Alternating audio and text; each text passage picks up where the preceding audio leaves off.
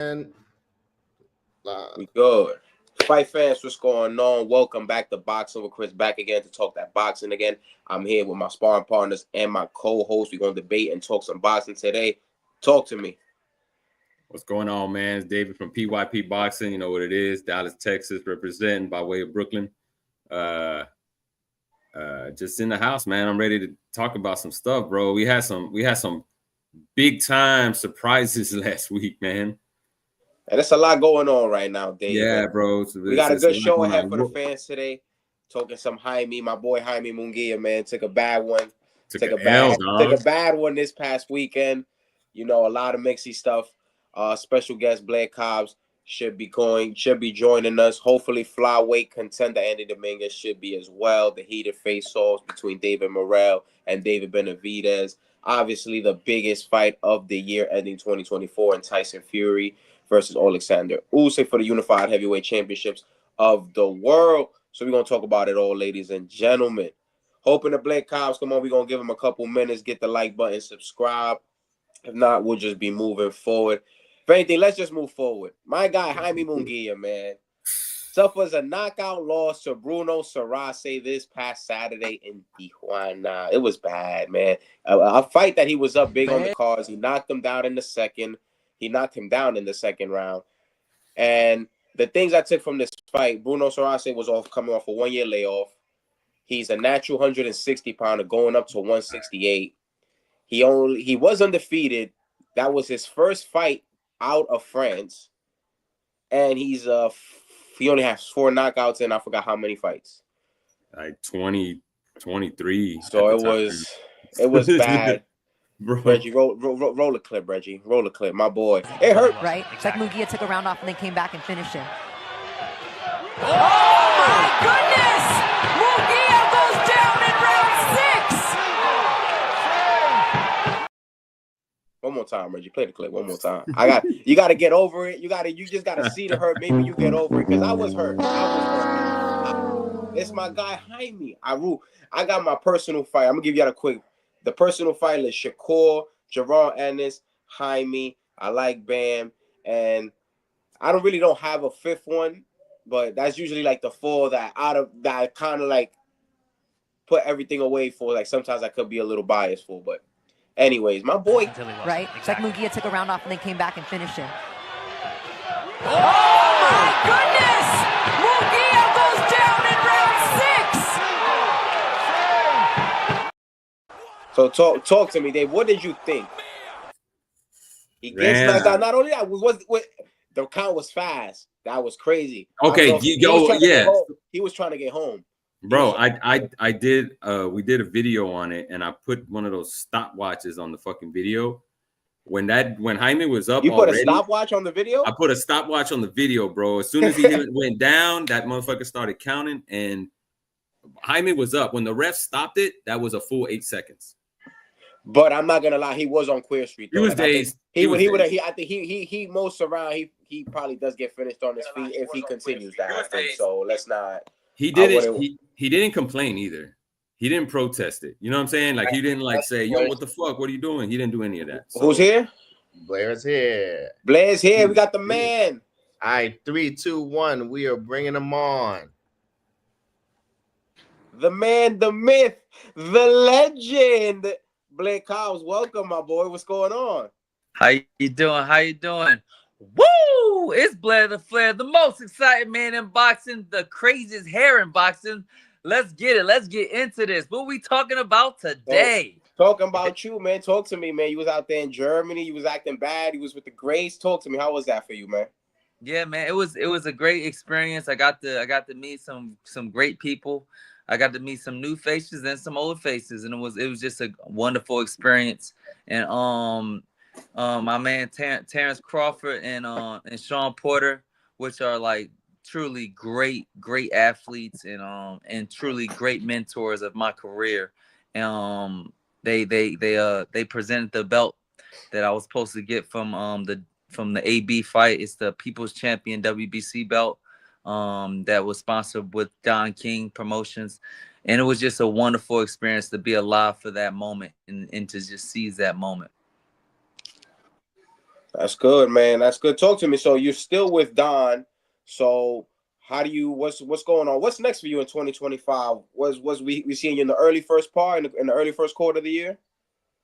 Hopefully we can definitely see me coming back February, March. Right now, I'm actually just getting started with my training camp and everything, getting things going. You know, knocking the rust off. Today I had my first sparring session. That was nice, and it was very much successful. And just getting through the first stages of boxing. You know what I mean? Of the first camp of the moving on to the next level. Anything you got? What you got? You got anything for Blair, Dave? What you got? Yeah, I know man. you want to ask something. I know you got something. I got a couple questions, Blair, for you. Number one, we know that you've been kind of getting into it with Boots recently. You've called him a duck. Is there any way to cut this off? I don't want to see just myself. Like, how can I have just you guys? Is that possible? I'm sorry for cutting you guys off. No, you good, man. Put Blair in the background by himself. No, I want to be by myself, man. Oh, here we go. Yeah, there you go. Hold it sideways. There you go. That's perfect now. Okay. Cool. So you've been kind of having some things going back and forth with Boots for a little bit. We know that he holds the title at 147. He's trying to unify. Tell us why you think he should be looking your way for a fight, because I know you think it's an all Philly showdown, right? Like you're trying to have that go down in Pennsylvania. Why should he look your way? Why should he consider you? Because right now, this is what he's saying. He's like, this is what Eddie Hearns is saying, that okay, we want to unify titles or move up a weight class or fight a big name. See, the thing is this, he can't unify titles because all the other belt holders are busy, and they're probably busy with a couple fights, not even just one. For the upcoming year and even right now today. And then he tries to go up to 154, and Virgil Ortiz calls his bluff, and then they swiftly change their mind to going back down to 147. So now it's about fighting a big name. I'm sorry, but at the end of the day, I am a big name. Even though Eddie Hearns say I'm not, and Boots damn sure is scared to fucking fight me because I'm just that guy that's very much scary when it comes to people coming from Philadelphia, where I come from, because I've been known to beat down a whole lot of Philly fighters. You know what I mean? Because I'm from Philly, so I had to conquer Philly first, obviously. And that was my whole thing there. I'm in a generation a little bit ahead of Boots. And I was just the guy that didn't get the opportunities when I wanted it to happen, and it was only in God's time that I made it this far. Blair, so personal, not like a personal hit list that you have. So, you have the loss to Alexis Rocha, and it seems like right now you're at the very peak of your career. I can see you right now doing very big things. Is that a personal thing that you've always wanted back, no matter what happens in your career? No, I'm not really chasing what's his name? Alexis Rocha. Look, Alexis Rocha was a very, very easy fight for me. The problem was I was just not in shape. I was a very, very short notice, and I was cocky enough to believe that, you know what, even out of shape, I can kick this motherfucker's ass. And honestly, I probably would if I had a different type of trainer that was more engaged with me and engaged in the fight. No shot at Freddie Roach, but it just wasn't a perfect setup for me. Like, he wasn't quite engaged like I would like somebody to be engaged in the fight and actually have a plan, a strategy, and just execute. I'm used to when I have something like that, I'm unstoppable. So so immediately, only 3 months after that, I fought a fighter that was way better than the guy that I lost to, which was Alexis Rocha. I fought Maurice Hooker, and I fought him on his terms. He didn't want to make weight, and I fought him still. And he was way bigger than me, way stronger, and I got it done. Terrence Crawford was there. He was in his corner and everything, and they saying that, oh, he's gonna knock him down or knock him out. within the first 2 rounds, and then within the first 2 rounds, he gets knocked down 3 times. And then the thing that scared people the most and what put like Oscar De La Hoya and the whole Golden Boy promotions on Fritz with even dealing with me, because one, they promised me, even though they falsely promised me, Vergil Ortiz after if I got past Maurice Hooker.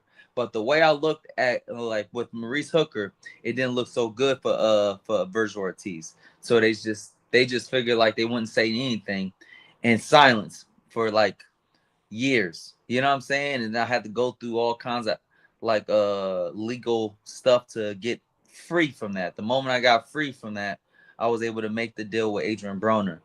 You know, and like the whole thing is this, like Alexis Rocha is not a tough fight for me. I fought guys that was way better and way more qualified than Alexis Rocha. Alexis Rocha loses a fight almost every time he's put in a 50-50 position. He was in a very close 50-50 position and he just barely broke even against a very much not as like seasoned fighter in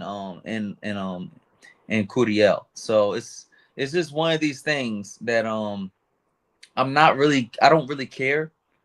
But if they want the fight, if they trying to get the fight, then I'm down. But if they're just trying to do the same old shit that they've been doing, is trying to protect Alexis Rocha and just have him hang around long enough to captivate 1 or 2 more good fights, then I'll let them be them. Because the real guy I wanted was the guy that was the king at the time, which was Vergil Ortiz. I want the king of every promotion and every major like person that's in my division, you know, and that's just what I'm going for, and that's what I'm striving for. Now, if Alexis Rocha gets in the way, I don't mind spanking that ass and continuing on. And the reason why I asked that is because you know how when you have guys that have that one loss and it's a fluky loss, it's not a loss that everybody's bought into.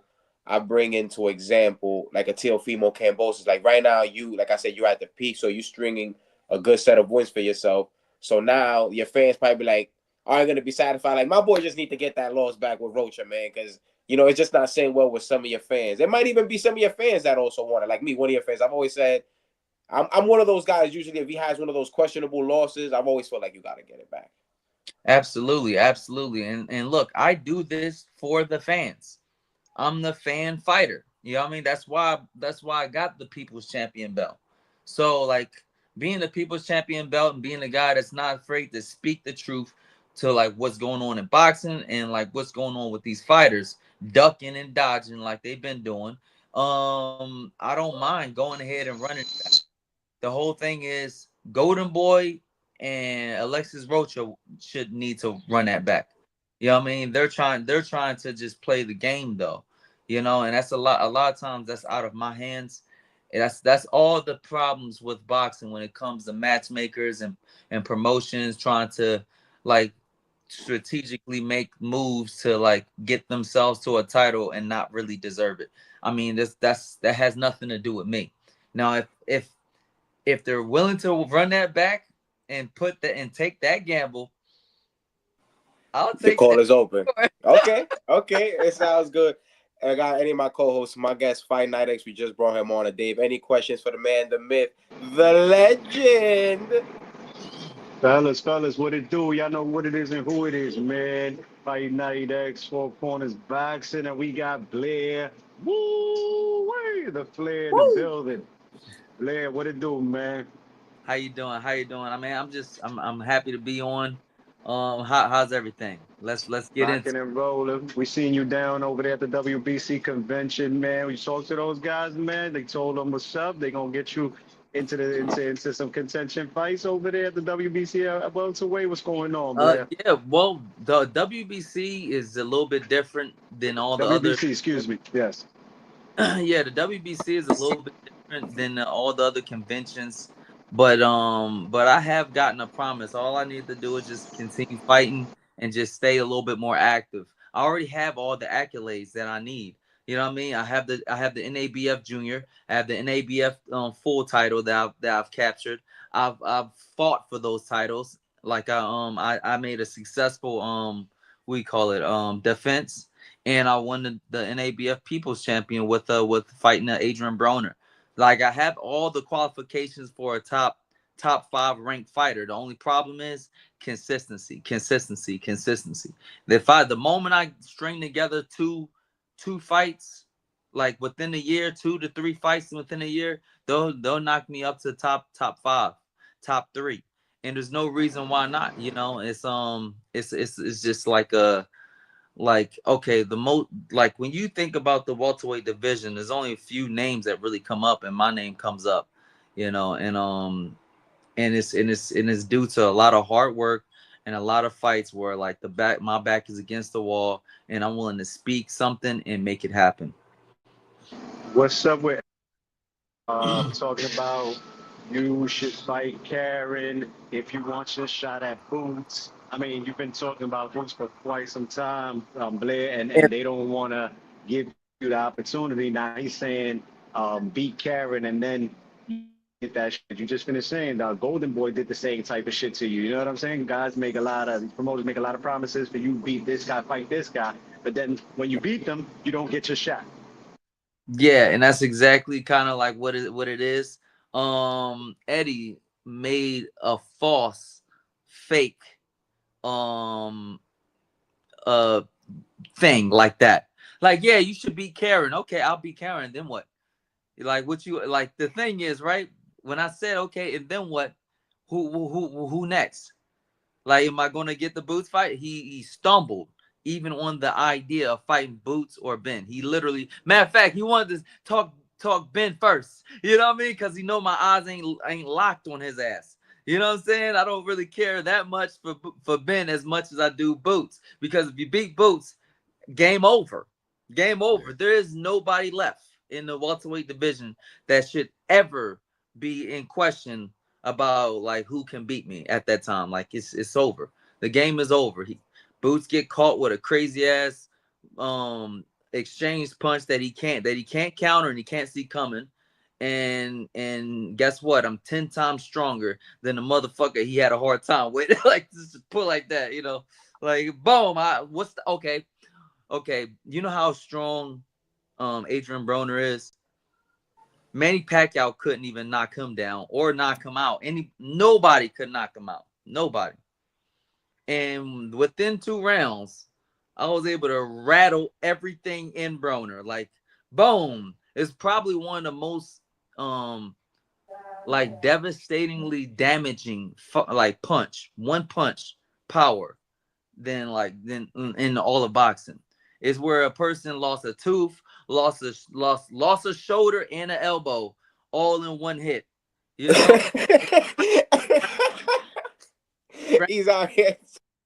Sprained the ankle, lost like tore shoulder, torn elbow, and like the whole shit. You know what I'm saying? Like literally spun time. Like first he was 35 in there. He was 35 in there, and then that one punch sent him to 45. And then like it's one of those things where as though like it puts a lot of people on notice and it changes people's minds on like what they want to do with somebody like me that's on a rise. And the thing is, the only reason why I'm even on a platform and on a place is because of you guys. You guys is what make boxing great. You know, having given me the platform to speak the truth and backing me up as true fans of boxing. So I thank you guys. I appreciate you, big bro, and your time is always appreciated. So if you got any message for your fans before we let you go, I appreciate you. You know, you're always welcome to come back here and talk your shit. You always welcome back here to talk your shit. Good, bad, or ugly. You always welcome here to talk your shit, big bro. Absolutely. So hope to see you soon. Happy holidays. Happy New Year, man. Have a good night. We hope to see you soon, bro. Absolutely. We appreciate you, brother, man. You down to get it on anytime, any place, anywhere with everybody. That's what we love about you the most, brother. Absolutely. Blair to Flair. Anytime, anywhere. Let's go. You can check me out on Instagram, Twitter, Facebook at Blair to Flair for more exciting content. Official BlairToFlair.com. Woo! Because nobody does it better, baby. Thank you, Blair. All right, fantastic. So Blair, before we had Blair on, we was talking the loss of my boy Jaime. Man. What you thought about that, man? It's funny because we've spoken like 4 times since Saturday, and we and you haven't brung up that fight. We was on the phone today, and that shit didn't even we didn't even talk about that shit today. We had to save it. We had to save it for the show tonight, man. Yo, Jaime, man. Can we get the footage? Yeah. Oh yeah. Oh, let's get it. Right? It's like Munguia took a round off and then came back and finished him. Oh my goodness! Munguia goes down in round 6. I keep thinking he's gonna block it, bro. Like I keep thinking. I thought he was gonna fight back. He don't know how to block. It was just bad all around. Man. Oh, that's the next. Yeah, that's the next soundbite. Talk to me, X. What you think, man? I think Munguia was out of shape and he was sleeping because we've seen him get hit by bigger punches. We've seen him get hit by harder punches. We've seen him like take 4 or 5 shots, like, and he'll get hurt. I've seen him wobbled. You know, you'll see him shaking up, but we never seen him down until Canelo put him down. I don't know if that Canelo knocked down. Crack the chin. Weakened that chin. Yeah, I don't know if it weakened it or Munguia just not in shape, bro. Like he just wasn't taking this fight serious, and this happens. You know what I'm saying? A guy got 4 knockouts. He's been off for a year. He's coming up from middleweight. He's never fought outside his country. Yeah, bro, that's a great cherry pick gone wrong, bro. That's a great cherry pick gone wrong. And I have a friend who had hit me up Friday morning. He hit us up. We got a little group chat. He hit us up Friday morning, like around 9 a.m. And he's like, yo, I'm at the sauna at some gym in L.A. and Munguia's in the sauna. Oh. And they was chopping it up. And he's like, yo, bro, the weigh-in is like 2 hours away and it's in Tijuana. You know what I'm saying? He was like, yo, bro, Munguia was just talking about Plant, talking about Balanga. He was cutting weight still Friday morning in a sauna. And he just looked completely out of shape. That wasn't Jaime Munguia, bro. That wasn't the Jaime Munguia that we know. And at that, he scores a 2nd round knockdown. You know what I'm saying? But he didn't press the action after that. Like, scored the knockdown. He had homeboy hurt, and he let homeboy get his legs together, get his mind together, and get back into the fight. And in boxing, I tell you, I don't put a victory past nobody, because all it takes is one punch, and we've seen it yet again. You know what I'm saying? Look at Sandor Martin. He came up on Mikey Garcia. Who the fuck is Sandor Martin? George Kambosos hasn't won a fight since he beat Teofimo Lopez, but that one night he was that guy. Together. You know what I'm saying? The upset. And you were quick to jump on that, Dave. You feel like the Canelo broke the chin? It's it? Well, I if you think about it, right? Look at Caleb Plant. When Canelo fought him, his chin looked suspect after that. We had never seen Caleb Plant hurt after that, right? He was hurt by Magumbi. Magumbi didn't take him out. Yeah. So that's the thing. John Ryder, never been stopped before. Munguia stops him in the very next fight after Canelo fucking beats him up for 12 rounds, right? Then you got who else? Billy Joe Saunders. He hasn't even fought again, right? He hasn't fought. He's missing an eye. He weighs more than me. Yeah. So there is something to Canelo wrecking fools and them not being the same after he fights them. It's over. You got a strong point on that, man. Was known for one of the most granite chins in boxing. So are we willing to stand on business that is going? That's what we hear. That's what I'm. Is that what Fight Night X is telling me? Is that what you're telling me? Is this what you're telling me? I need to see a rematch and then we'll know. Yeah. You know what I'm saying? Yeah. All right. I want to touch base on what you said, X. I wouldn't really say out of shape. He's overexhausting himself. Yes. Like he fought in January, he fought in May, he fought in September, and now he just fought. Like consistency, man. That's what we want. This fight was also at a catch weight, 170, I think. Because he wasn't in shape, bro. Exactly, but He when got you the homecoming fight. a lot of fans, when you think in shape, you think laziness. It's not laziness. It's that No. It's him going up and down. Because think about it: if you fought in May, you lose to Canelo May 4th. Let's do the math. You come back September 20th in Arizona. What he enjoyed maybe 3 weeks of that money. We right back in the gym. We back at it. Much respect. He gets the knockout. Okay, September 20th, December 6th. This was the fight, December 6th. Come on. You enjoy 3 weeks of your money. That's a little bit before Halloween. You back in action 8 weeks. Like it's not that out of shape that people think. I just wanted to clarify that. And he get it back. He'll get it back. He'll get it back. I think there is something to the out of shape. If he's cutting weight that soon before the weigh-in, bro, he came into camp too heavy. He's chilling, bro. He came into camp too heavy. But also, not to interrupt you, like, it's more believable if this was the fight after Canelo. Like, oh, he got comfortable, he was out of shape. But this was a second. That fight after Canelo was a shakedown too. That dude that he fought was another undefeated fighter who came from across seas as well. And it took Munguia stopped him in like the 10th? Yeah, the 9th or the 10th? And they were shaking. They were shaking like that was a good fight. You know, but that's just because of his irresponsibility. You know, he's going head first, X. That's just his style. He's one of them guys. He's in firefights because he wants to. A lot of these guys we know, if he was to take that Canelo approach, like, I'm just gonna stalk a guy because I know he can't hurt me. I think he's better off just taking that Canelo approach at this point. High guard, you know these guys can't hurt you realistically. He left Freddie Roach too, bro. That's another thing. That point he went back to Eric Morales, and honestly speaking, I've never liked him and Morales together. It doesn't fit. Eric Morales was a nasty counterpuncher. You know what I'm saying? He was sneaky with his shit. Like, I don't think you can teach Freddie Roach the firepower that Munguia brings. Freddie Roach is the trainer for him. And the way that he did John Ryder, I was like, oh, yeah. The way he fought Canelo, you know what I'm saying? Even though he got rocked, he was letting his hands go. You know what I'm saying? He comes back with Eric Morales, and I'm like, I'm sorry, but that mix right there ain't it. And Fernando Beltran should just have left him alone with Oscar De La Hoya, because Oscar had him doing his thing, right?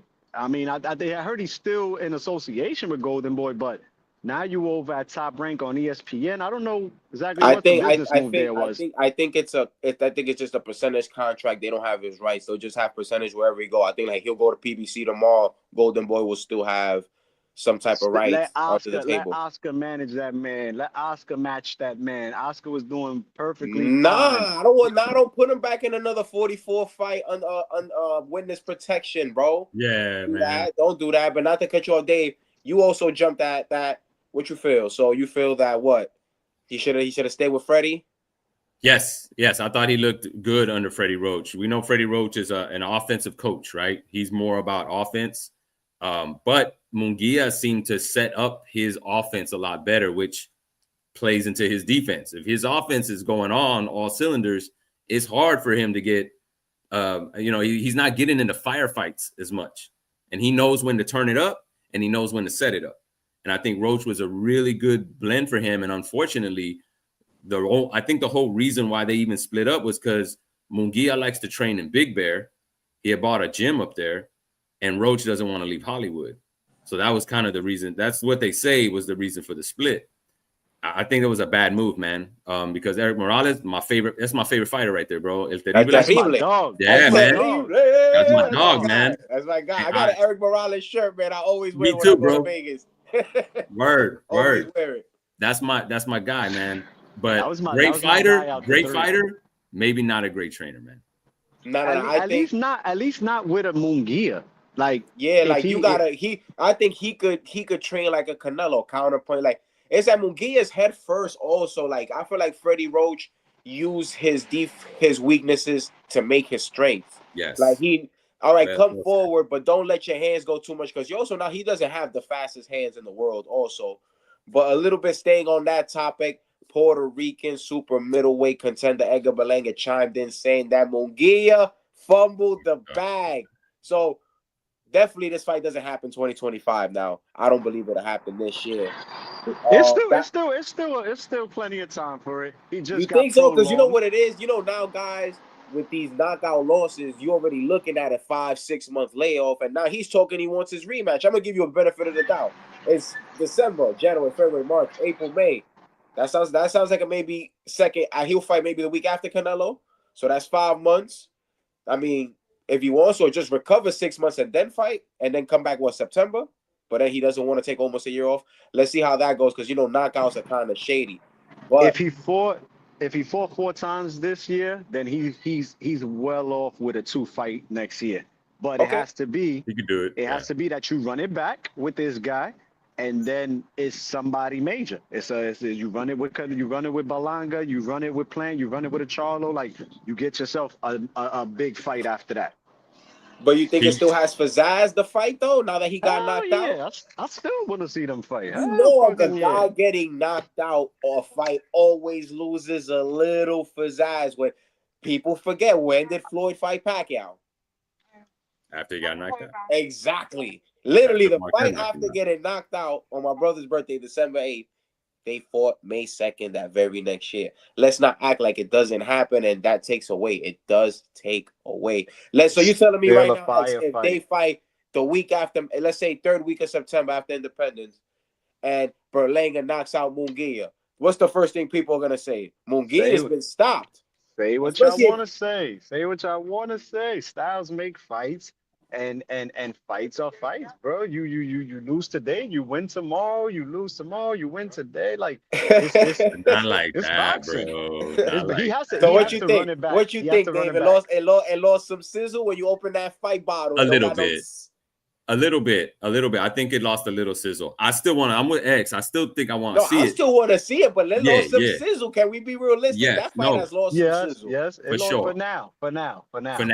And we got to see how he comes back. It's cool when you present that fight. Both of these guys' losses was only to Canelo. You get what I'm saying? Mm-hmm. So it's kind of like you're kind of like undefeated, kind of. In a way. You get what I'm saying? If Canelo never existed, if Thanos unwrittenly, y'all both kind of undefeated. So, but guess what? Now we got to see if Berlanga's damaged goods too, because he lost to Canelo also, you know? Yeah, true. That's a good question. A chin that wasn't questioned. I'm sorry, a chin that wasn't questioned before the Canelo fight.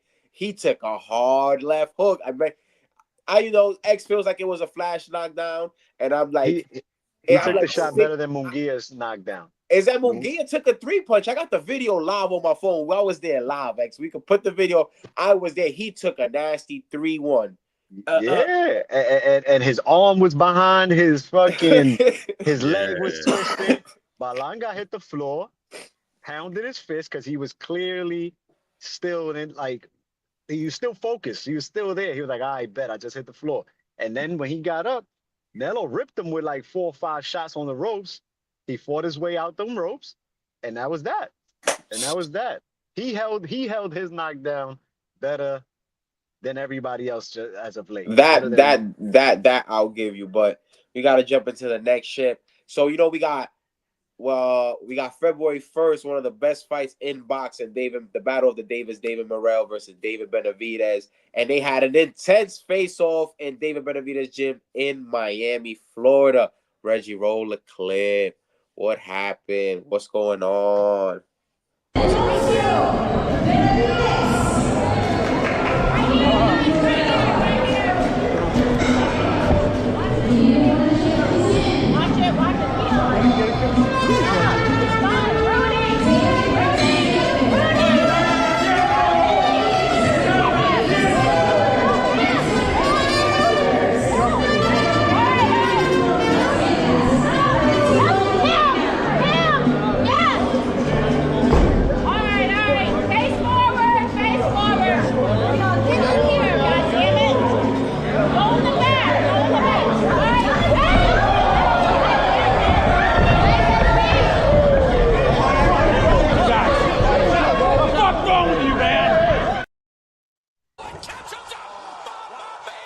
That fool threw his Considering it's you, Dave, take it away. What did you think about that nut shit down in Florida?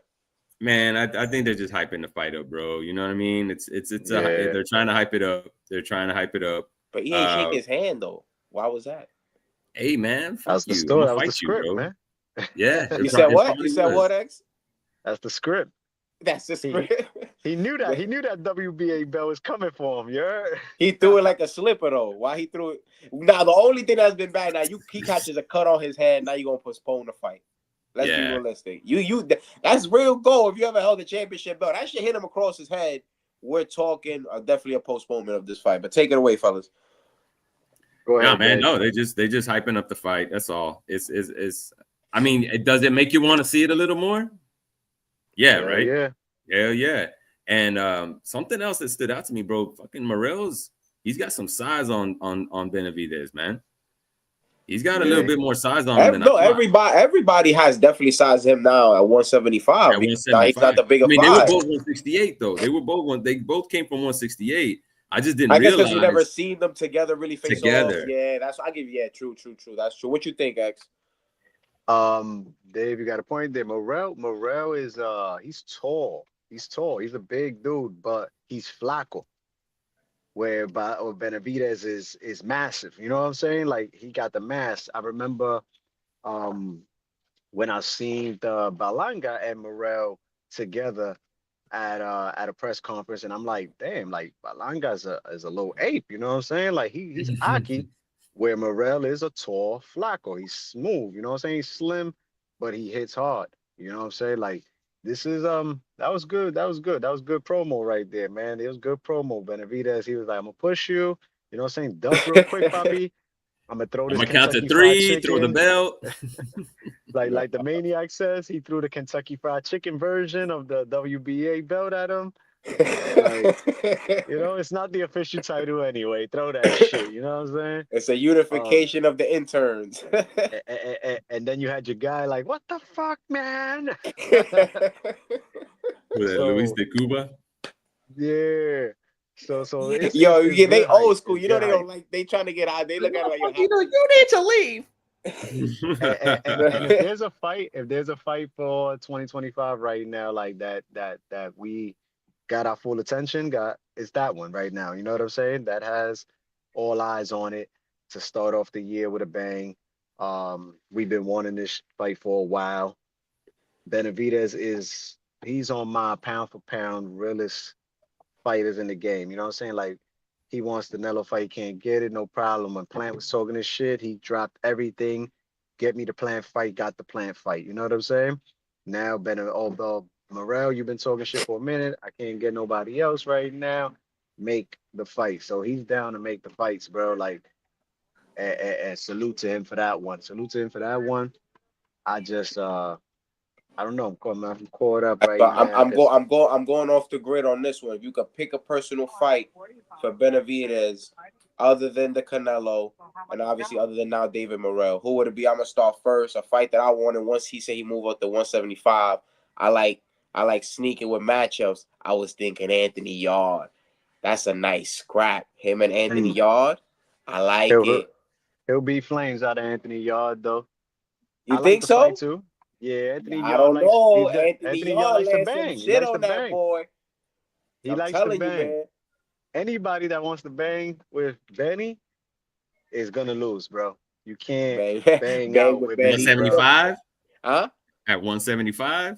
That's what I'm saying, bro. The boys are bigger up there, dog. That's what I'm saying. Listen, I feel like it's a risky fight. It's a risky fight. Like, Anthony Yard's been with them all. He's been with the Kovalevs.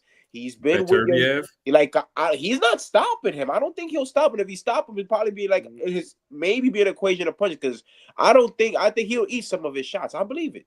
He'll eat some for about 9 rounds, and then Benavidez could stop him. Because Yard has that wear already on him up there, you know.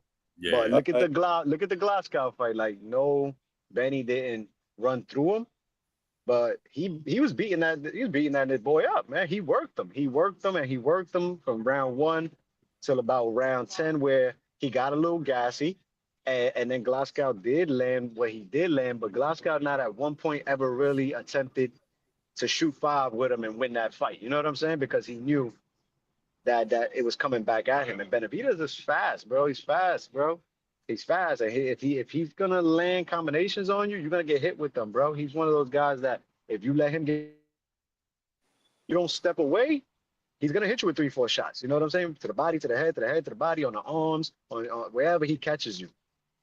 Morrell better be smart. Morrell better not go there to bang out with him. Anthony Yard, good fight. It's a good fight, but I think that Benny will beat him up. I think Benny will beat him up.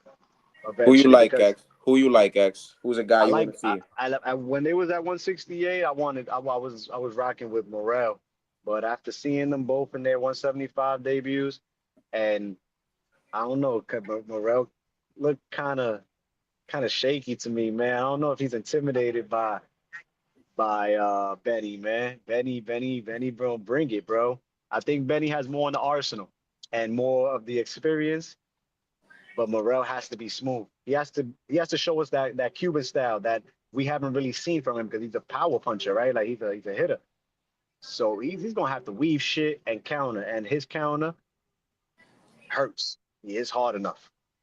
Dave, what you got before we move on? Nah, I'm just not a believer of Benavidez at 175 yet. I saw that fight. I saw the fight differently, man. When in his debut, he did start off strong, but I don't think he's a monster at 175, man. I don't think he's a monster anymore. I think he's got to change his style up, because he's not hurting these big 175. At least, you know, I mean, he was in there with a former champ, you know, an older guy, but he was a former champ, and he was the only guy that beat him up was Beterbiev, right? Beterbiev, yes. Right. So you know, not trying to be too critical, but in what I saw, I don't think Benavidez is gonna be a monster at 175. I think he's got to adjust his style and be more of a stick and move guy, and flurries. Like, stop, not try to go out and bang with people, because I don't think that's gonna work for him at 175. Ooh, so that's it for that.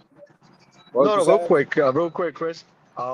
You're absolutely right about 175, Dave. But that's the problem with everybody thinking, because Canelo did it, I can too. You know what I'm saying? Right. That's the problem. Oh, Canelo went up there and oh, what? I can do that shit too. You crazy? I'm bigger than him. It's not that simple. Yeah, Canelo got the right opponent with Kovalov at the time, but look what happened the second time he went up there. He got sent back down. So Benny and Morrell both tasted that same type of they had to fight. They had to fight to get their win. You know, they had to fight to get their win. And anybody that they do fight at 175, they're gonna have to fight. They can't play that I'm a one-shot catch you shit. It's not working at 75. You're gonna have to beat your opponent up. Real quick, man. How do y'all think this is gonna sell, bro? Do you think it's gonna do well on pay-per-view? Both beat nah, bro. Shit going double copper. I'll bet. Canelo takes the Benny fight more than I bet this does past 100K. This shit ain't doing more than 50K on pay-per-view. No. I think it reaches right around 100. Right around 100. 100? I think 100 is right there. I think 100 is right there, because I think that might be a success, bro. I think we still got we still got fight week antics. The last little 10,000 on the back end comes on the fight week. So right now, we probably like at 50, 60. We still got fight week, and hopefully you get a couple buys. Don't try to downplay the fight. If anything, you want pay-per-view success. This is what you want. You want him to get pay-per-view success. So then what's gonna be the case? What's gonna be the catch now?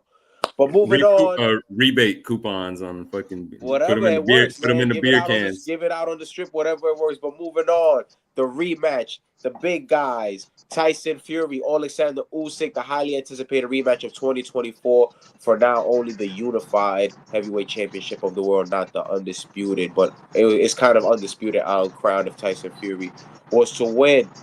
The first fight, it was a great fight. I had it a draw with the knockdown being the difference, 114-113 to Alexander Usyk. I don't give him no discredit, because I was picking Fury. I lost money personally and everything. I don't take nothing from Alexander Usyk, and he did answer my question. Can he crack at 170 at heavyweight? Yes, he can, because I feel like at the time the Dubois knockdown was kind of suspect, but then with Tyson Fury definitely proves that he's definitely banging out here at heavyweight, with the fight being this Saturday. X, who do you got? You got a prediction? Give us a breakdown. What you got? What you got, X? What you working with? I agree with you with the first fight. I had it 6-6 as well, with the knockdown being the difference. Fury was up early. Usyk came back. It was like a lot of turning of the tides. The people, they both took control in different parts of the fight, but I had Usyk winning with the knockdown. I'm picking Usyk. I picked Usyk in the first one. I'm picking him again. For some reason, I feel Tyson Fury has been scared of him. Like, he's intimidated by him as well. The way I feel that Morrell's intimidated by Benavidez, I feel Tyson Fury, they prolonged that fight for a long time, talking a lot of shit. He's scared of Usyk. Don't worry, I won't leave you alone. Don't be afraid. Usyk wins again. I will not leave you alone. Don't be afraid. There you go. It's going to be a good fight. It's going to be a good fight. Fury's talking about he coming for the knockout. He's going to smash him. I think if Fury comes out looking for a knockout, he's getting knocked out because his chin is doo-doo. You know what I'm saying? But his heart... Nah, don't do that. Don't do that. I wouldn't say it's doo-doo. He's just resilient. It's doo-doo. That chin, his heart is resilient. Nah, bro, look at this. My boy was not Chris. You throwing sand on my boy. Dave, what you got, Dave? I got the clip. I got the clip. And these guys are not letting us down. Fury's in trouble. The big fella, the Gypsy King, is rattled. He's stumbling through the ring. Do you believe it? This fight definitely should have stopped. I'm not gonna lie. Right there. That was worth a shot. We can take it off. That right there, when he took that second punch, I thought the fight was gonna be stopped. Like I said, I give Usyk his credit. I was picking Fury, and I'm picking Fury again. Late round stoppage, bro, coming back. I got him 212. FanDuel locking in. We coming. Yo, you know this nigga never win his parlays. Tyson Fury coming off a loss. He's a dangerous man. When he had the shaky Deontay Wilder loss, we see what happened. Come on, bro. I'm not. He is the king of his rematches. Take it away, Dave. Take it away. Yeah, man. But who'd he rematch? You know what I mean? Like, look. I never had a high opinion of Wilder. The man could punch, but he had a really weak resume, bro. Tyson Fury himself has a weak resume. Whoa. I'm serious, man. Like, name the best names off of his resume. He got Klitschko. Yeah, but that was a weak ass fight. You ever watched that fight? Yes. That shit was dude. That was trash, bro. That was trash. He beat the man. And then homeboy he doesn't come back for the rematch. He goes on a coke binge and he disappears for 2 years, claiming depression, bro. He ran away from that rematch, dog. Let him cook, Dave. Keep going, Dave. You got it out on your chest right now. Let him cook. No. I'm just like I didn't like the whole hype up of Tyson Fury when Top Rank was trying to compare him as, like, he's the best heavyweight since Muhammad Ali. Yeah. Like, super hype. Anyway, man, there's a lot of slander on my boy, but we gonna come out. No, man. Look, I like him as a personality. I think he's kind of fun. He's fun to have. It's impressive to see a guy that big move the way that he does. But let's call a spade, bro. His resume is pretty lame. That said, I called Usyk too. I'm on record that I called Usyk the first time, even when they were going in and out of negotiations. I knew Usyk was gonna win that fight. And I'm going with Usyk by KO. I got you, buddy. I think he's gonna get him. Let me tell you why, though. Because one, Fury's gonna come in heavy. He's already he looks heavy. That's the word, and he looks that way in all the footage that we're looking at. And he may have an advantage early in the fight, right? He's gonna come in, try to lean on Usyk, shove him around, push him around. What happens if Usyk's still around, bro? The advantage that Fury has is his reach, right? His reach, his height. He needs to try to fight on the outside. He's not going to do that if he's coming in heavier than he did in the first fight. He's going to eliminate that distance because he's going to try to smother Usyk. Usyk's not going to have to work to try to get on the inside on him.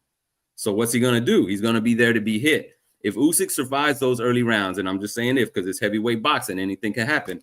If Usyk survives that, Tyson's done, bro, because he's not going to have the stamina to survive those later rounds. And what happens with Usyk? What do we know about Usyk? He gets stronger as the fight goes on. He doesn't get tired. You never seen him tired at the end of the fight. Yes, you never see him tired. The man has a gas tank, and he starts putting more heft on his punches towards the ends of fights. You know what I'm saying? He doesn't do that early. He saves it for the later rounds. So I see Usyk stopping him. Oh, and man. and if Fury gets knocked down, he ain't getting up because he's gonna be heavier and more tired. I'm telling you, bro, I'm saying Usyk by KO. Oh man, what's your? You gave me a prediction, but I need a prediction. That's a prediction. You want to talk about prediction? Put that in the dictionary for prediction. You pick your pick, you pick your method of victory, and you pick why. That's a prediction. I think it's gonna play out a little bit slower. I think the first 4 rounds, considering it's a rematch, going to be kind of slow. The pace will pick up 5 through 8. Tyson Fury was going to start to put pause on him. Let's not forget, going into the 9th round, Tyson Fury was up 5-3, beating Alexander Usyk at his own game, and he hurt him. He just never stepped on the gas. You know, the only thing that worries me in this fight is Tyson Fury schooling him and getting bored again. If he gets bored again, he's going to sleep. That's the only thing that worries me. Tyson Fury going into the 7th round, maybe up 5-2, making it look easy, starts landing clean shots. He starts putting tongue on the corner. He goes to, and then here we go. Usyk again, steps on the gas at the right time, catches him with a punch he doesn't see coming. And if the ref is not so generous, he will get stopped. That's the only way he gets stopped. But I'm picking Tyson Fury by late stoppage. If you had to give me a round, I'm picking 10 through 12.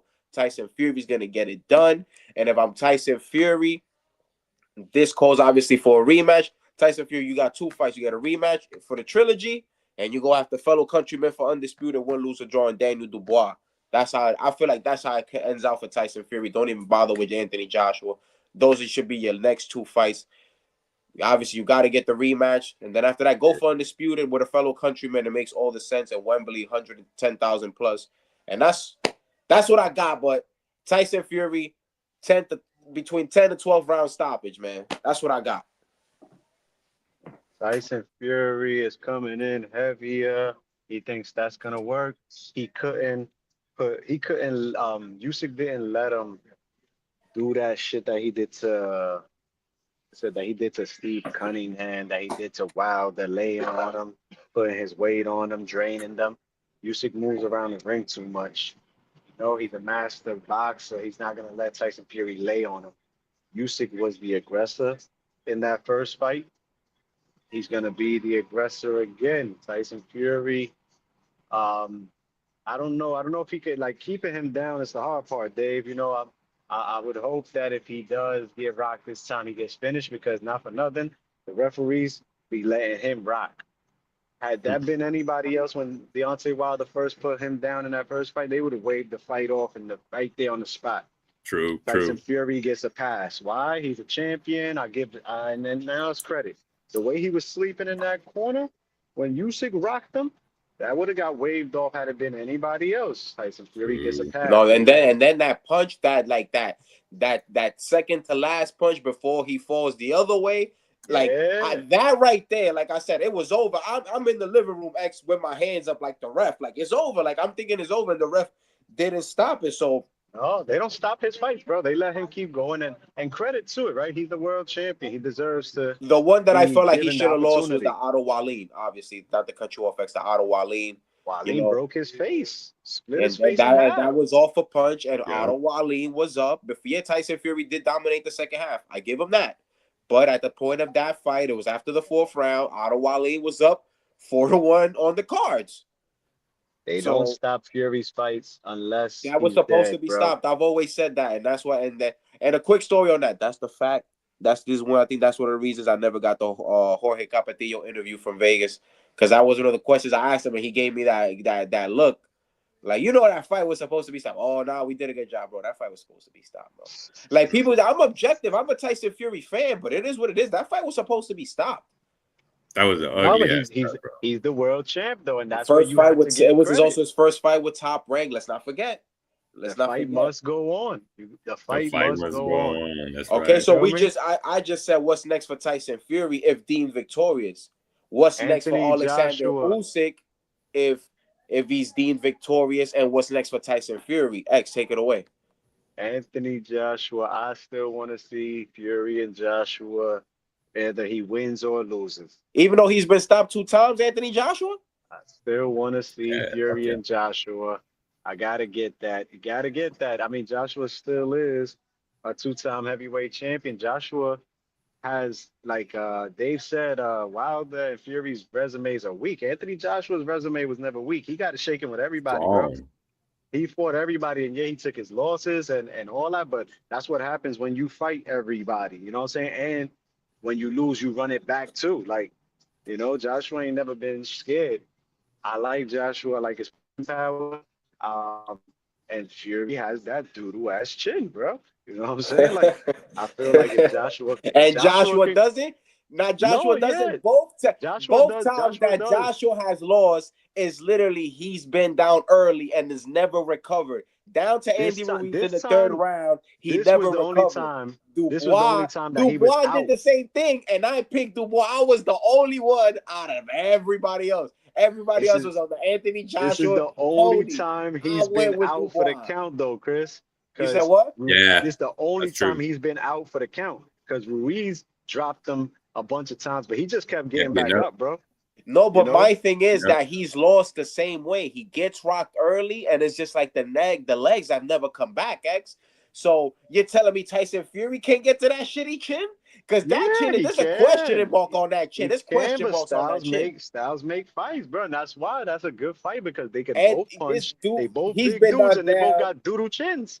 Nah, I wouldn't say that he's got a doodle chin because one was against Deontay Wilder, arguably one of the hardest hitting heavyweights, and then I think Usyk is also. I think we're not giving credit to Usyk. That he's starting to come into that heavyweight body. Like he almost got knocked out by cruiserweight, Chris. Yeah, and he went. So if you was a heavyweight in the 90s, and Evander Holyfield knocked you out, you got stopped by a cruiserweight. Evander's an all-time great, bro. And Alexander Usyk is it?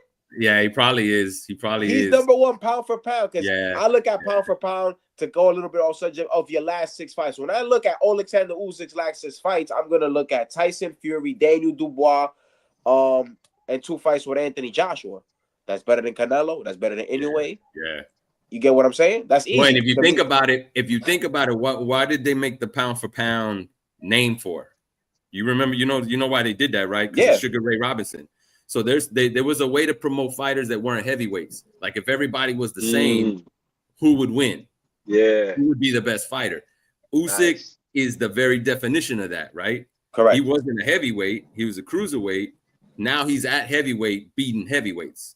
And he's growing into the weight. I give him that. He's coming in heavy at every fight, and he doesn't look like that doesn't look like 224. 224 is good for him, bro. 224. Yeah, you know what he's gonna come in off. Do you know what he's coming in tomorrow? 234 again. 234, 230. He's gonna come in a little bit heavier because he's getting accustomed to the weight. He's looking good at the weight. So we all made our picks. We're gonna see who gonna have to eat crow lunes. I just got off the phone. Good news. Blair Klopp is willing to recap the full fight with us round by round. So we're gonna set that up for most likely the Christmas special on Tuesday, fellas. What you think? Christmas Eve, we get Blair Cobbs on, talk a little shit, recap the fight. I'll let y'all know and I'll keep y'all updated on that. You know that's always gold money with Blair. My sparring partners, my co-host, Fight Night X, 4 Corners Boxing, David PYP down there in Texas. Everything big in Texas. No, we're in Brooklyn. We're in Brooklyn, baby. We're in Brooklyn. I was gonna say what Charles Barkley said. San Antonio women got some big old women down there. Yo, I always appreciate y'all for giving me y'all time, man. I appreciate y'all always. We'll be out here, and we're gonna make sure to talk some boxing again. I'm gonna see y'all soon, man. Make sure you like, comment, and subscribe. We got some more videos to drop. Chris, baby. Yes, sir. Appreciate y'all, man. Peace out.